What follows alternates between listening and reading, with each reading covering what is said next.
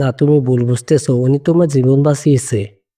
কেউ তোমাকে বাঁচাতে পারেনি, উনি তোমাকে বাঁচিয়েছে। ওনার মতন ভালো লোক কেউ নেই। মেয়েটি এই কথা শুনে বিয়ে করার জন্য আগ্রহ হয়ে যায়।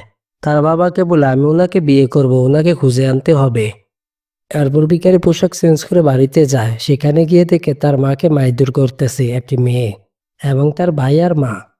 এই মেয়েটি ভিখারি ছেলের সাথে বিয়ে ঠিক হয়েছিল এবং কাগজে সাক্ষ্য দিয়েছিল বিয়ে করার জন্য। কিন্তু মেয়েটি একটি বড়লোক ছেলে পেয়ে লোক সামলাতে না পেরে ভিখারির সাথে বেইমানি করে। মেয়েটি বলে, কাগজে সাক্ষ্য করে দাও, আমি তোমাকে বিয়ে করব না।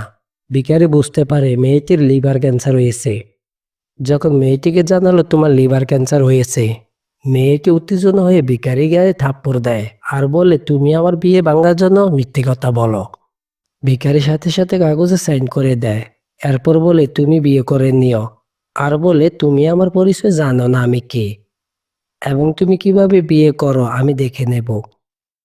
এর পরের দিন মেয়েটির বিয়ের জন্য আয়োজন করা হয়। এখানে অনেক আত্মীয়স্বজন উপস্থিত আছে। যখন তারা দুজন আংটি বদল করে চুম্মিকে বিবাহ শক্ত করতে যায়, তখন ভিখারি ছেলেটি এখানে আসে। সবাইকে বলে, এই মেয়েটির সাথে আমার বিবাহ ঠিক হয়ে আছে, কিন্তু মেয়েটি লোভ করে আমাকে ছেড়ে এই ছেলেকে বিয়ে করতে যাচ্ছে। আপনারা এই বিয়ে